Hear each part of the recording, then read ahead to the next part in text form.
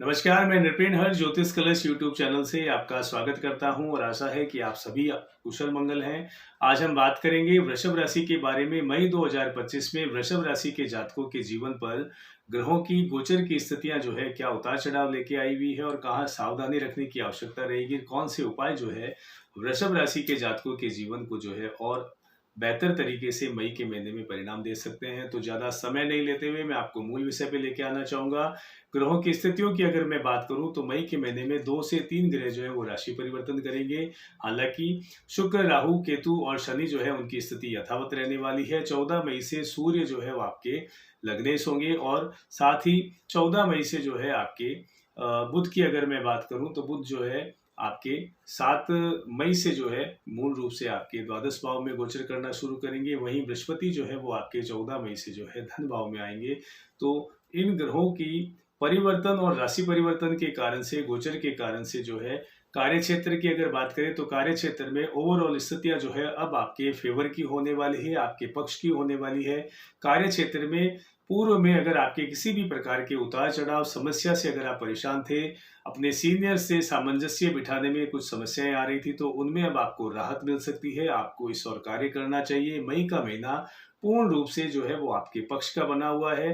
कार्य क्षेत्र में बेहतर स्थितियां होगी, पूर्व की समस्याओं से आपको निजात मिलनी शुरू होगी और नई जॉब हेतु जो है ये श्रेष्ठ समय है। ऐसे जातक जो रोजगार की तलाश में है तो मई के महीने में ये तलाश खत्म हो सकती है। आपकी मनचाही जगह पर आपको जॉब मिल सकती है। व्यापार के दृष्टिकोण से अगर मैं बात करूं तो ओवरऑल व्यापारिक दृष्टिकोण से बात करें तो व्यापार में जो है उन्नति के योग बन रहे हैं। उन्नति के योग बनने के साथ साथ व्यापार आपका बढ़िया तरीके से जो है चलने वाला है। जहां जहां पर पार्टनरशिप का व्यापार है वहां कुछ समस्याएं जो है आ सकती है, तो आपको वहां पूर्ण रूप से फोकस करना होगा। प्रेम जीवन और वैवाहिक जीवन की अगर मैं बात करूं तो प्रेम जीवन में कुछ उतार चढ़ाव और कुछ विसंगतियां जो है मई के महीने में देखने को मिल सकती है और वैवाहिक जीवन में आपका वैवाहिक जीवन जो है सुखद और आनंदमय तरीके से आपको जाता हुआ दिखाई देगा। जीवन साथी का सहयोग जो है आपको मिलेगा और रिश्तों में प्रगाढ़ता जो है आनी शुरू होगी।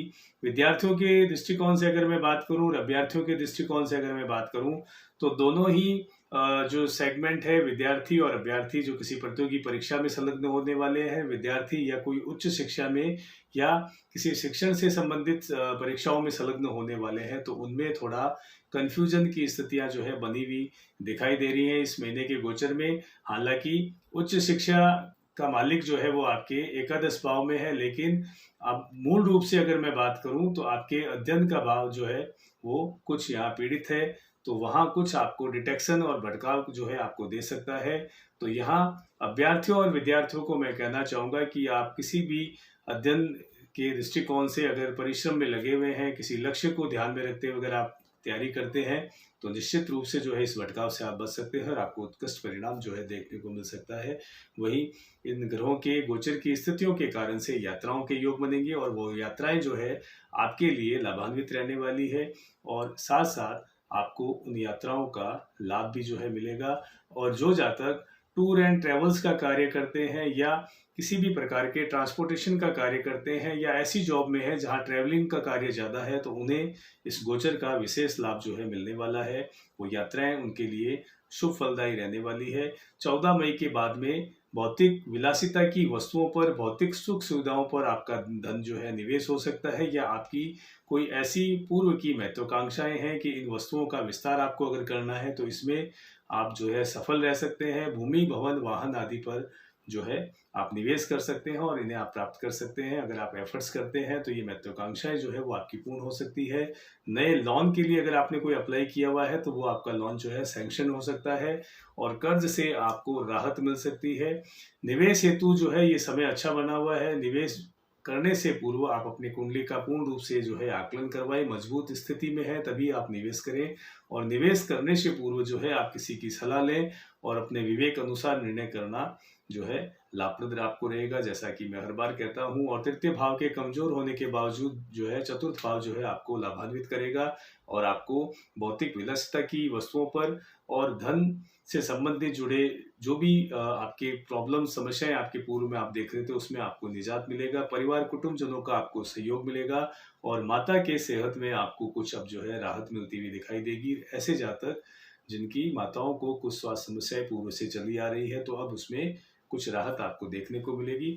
मंगल की उच्च दृष्टि जो है वो आपके भाग्य स्थान पर रहेगी और भाग्य जो है वो आपके एकादश में आने वाले समय में अगर कहें तो आपको बहुत अच्छा लाभ जो है मिलने वाला है। भाग्य आपका जो है जबरदस्त तरीके से आपका साथ आपका देगा और आपके कार्य सिद्ध होते हुए आपको नजर आएंगे और आपके अल्प परिश्रम में जो है आपको उत्कृष्ट परिणाम देखने को मिल सकते हैं। नए कार्य हेतु अगर मैं बात करूं तो ये मई का महीना जो है श्रेष्ठ और उत्तम रहने वाला है। आप किसी भी प्रकार के नए कार्य को अगर शुरू करना चाहते हैं तो ये समय आपके पक्ष का बना हुआ है। मई माह में अगर बात करें तो वृष राशि, अगर मैं पूर्ण राशिफल के बारे में अगर बात करूं मेष से मीन तक में, तो वृष राशि एकमात्र ऐसी राशि है जो अति भाग्यशाली राशि के रूप में उभर करके सामने आ रही है। मई के महीने में बहुत अच्छी स्थितियां जो है बनी हुई है।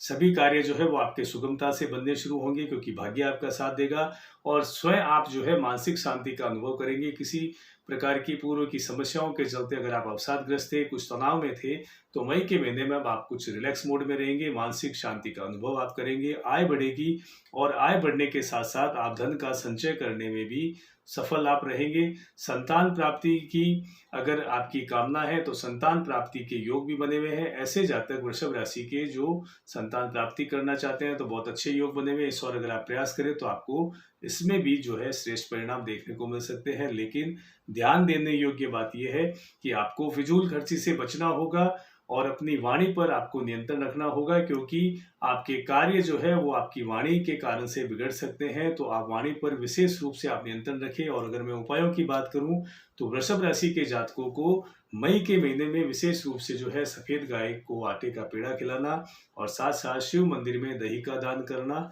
या नियमित रूप से शिवलिंग पर जो है कच्चा दूध और जल अर्पण करना और एक बीलपत्र अर्पण करना आपको लाभान्वित कर सकता है। एक नई राशि के साथ में फिर से आपसे मुलाकात होगी। तब तक के लिए मैं नृपेन हर्ष बहुत बहुत शुभकामनाओं सहित आज्ञा चाहता हूँ। नमस्कार।